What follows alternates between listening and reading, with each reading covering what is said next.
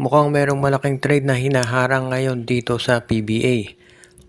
Ito raw paglipat ni Joshua Monson sa ibang team ay hindi na raw matutuloy pagkatapos na mag-offer ng malaking kontrata ng Titan Ultra.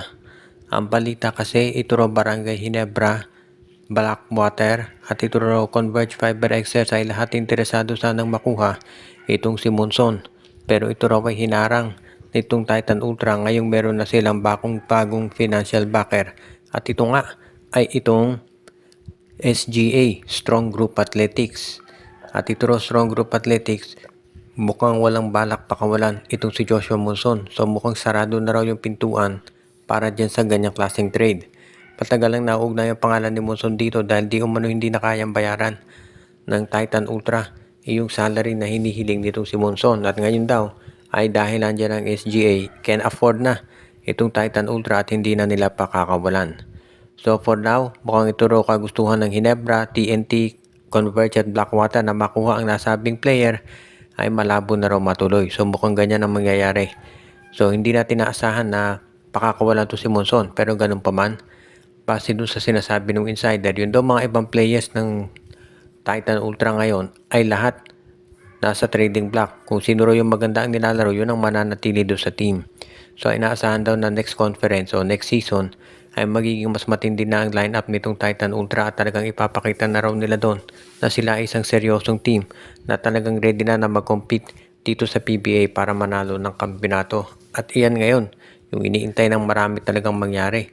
Dahil mukhang seryoso daw talaga itong Titan Ultra dito sa kagustuhan nila na makuha talaga itong kanilang hinihiling talaga na championship. Kaya magiging maganda to para dito sa PBA at pati na rin sa mga fans. Ito si Robert Bolick ay pumirma ng extension dito sa NLEX Road Warriors. 3-year contract ito. At ang balita ay dyan muna siya mananatili. Pero mukhang ito yata magiging problema, no? Hindi pa raw nagkakasundo itong SMC at itong MVP group kung paano hahatiin ang pagkontrol dito sa NLEX. Dahil ang latest na report na lumabas, itong merger na mangyayari sa NLEX at sa SLEX, 55-45 in favor ng SMC. At ang magiging CEO o Chief Executive Officer ay si Ramon Ang. Ito mismo ay kinumpirma ni Manny Pangilinan. At kasama doon sa magiging sale dyan ang NLEX Road Warriors. Dahil syempre yung NLEX property, yung NLEX basketball team property yan nung NLEX Tollway. Team nila yan. Kaya nga ngayon mapupunta na yan sa SMC. At yan ngayon ang magiging problema. Dahil mukhang ang gusto ng SMC sa kanila ang control nitong NLEX Road Warriors. Malapit nang ma-finalize yung sale niyan, so kailangan ng sumagot at umaksyon ng PBA board pagdating dito. Ang problema naman daw, walang kumpanya na gustong bumili dito sa NLEX Road Warriors dahil nga sa nakikita nilang kalagayan dito sa PBA kung saan dinodomina ng dalawang kumpanya, itong SMC at MVP Group. At ang hirap ngayon lumaban dyan, nakikita nyo naman itong Converge at Rain or Shine na ang hirap na hirap lumaban dito sa monopolya o duopoly nitong San Miguel at ng MVP Group. Kaya nga ngayon, mukhang iyan ang problema ng PBA board, paano i-address itong sitwasyon kung saan magiging 4 yung teams ng SMC or 6 kung bibilangin mo pa itong farm team nila na Terra Firma at itong Titan Ultra. So iyan ngayon ang nagiging problema nitong PBA Board of Governors.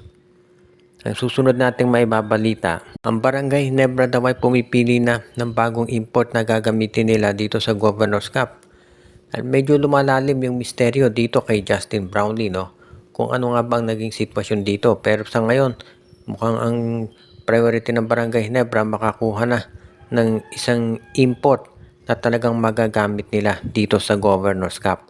On standby, itong si Riley Grigsby. So, pwede siyang kunin ng Barangay Ginebra. Pwede siyang maglaro dito anytime. Dahil under contract ito. Pero sa ngayon, mukhang hindi pa raw tiyak kung si Grigsby nga ang gagamitin ng Barangay Ginebra or kung hahanap sila ng ibang import.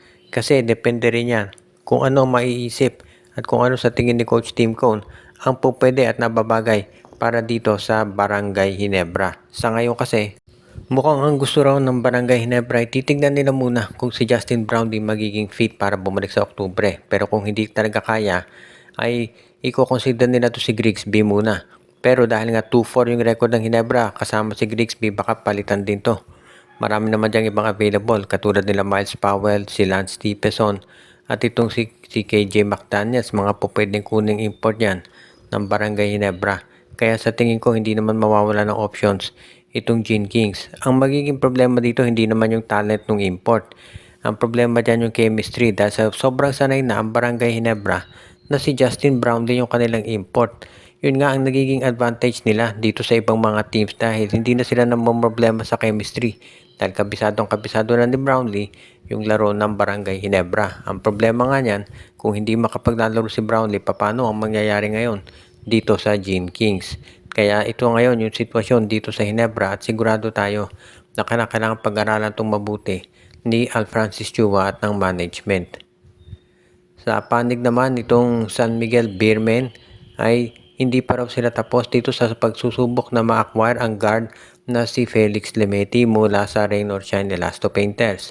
Dahil itong San Miguel mukhang nakita nila na medyo mahirap ma-acquire itong si Dalton Panopio at Cedric Fairfield mula sa Blackwater Bossing. So baka po pwede naman daw na makuha nila itong si Lemeti mula naman dito sa Rain or Shine Elasto Painters. Si Lemeti matagal nang hindi nakapaglalaro sa Rain or Shine itong conference na to dahil sa injury. Pero naniniwala ang San Miguel na ito yung makaka-recover at magagamit pa nila at may babalik nito yung dati niyang laro. Kaya nga itong si itong si Felix Lemeti ay nasa radar pa rin ng San Miguel. Ngayon, itong Rain or Shine Elasto Painters makikinig naman kung ano yung offer na kapalit ng San Miguel. Kung maganda naman yung offer ng San Miguel, bakit tatanggi ang Rain or Shine? So ilan lamang yan dito sa mga posible na mangyari dito. Pero sa ngayon kasi itong San Miguel Beer daw ay nagpe-prepare pa dito sa mga eventual na pwedeng maganap, no? Pero so far ang nakikita ng SMB, maganda yung tsansa na makakuha nila itong si Felix Lemeti. Yun nga lang syempre, hindi naman sila nagmamadali maski na itong Rain or Shine. Although, as much as possible, no? Mas maganda kung matapos ka agad itong transaction nila. Although, since injured nga si Lemeti, baka hindi ka agad-agad ito magkaroon ng tinatawag nating traction. Pero eventually papayag daw itong San Miguel Beermen na makuha si Lemeti. Ang kapalit siguro niya malamang draft pick plus si Chris Rosales.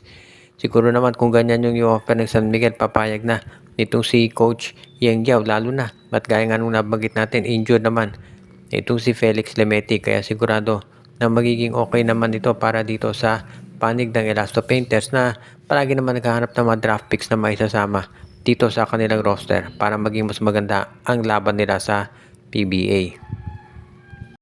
Binabati natin yung ating mga taga-subaybay na sila Romeo Conchada, si Anthony Alon, Katsakino Ducusin, si Michael D., si Jonel Alagon, si Joshua Giray Espejo at Rosales family, si Judy Villarosa, si Ronald Berbosidad. Binabati din natin si Ireneo Salangsang, si Edwin Carmona Jr., si Dexter Domer at ang iba pa.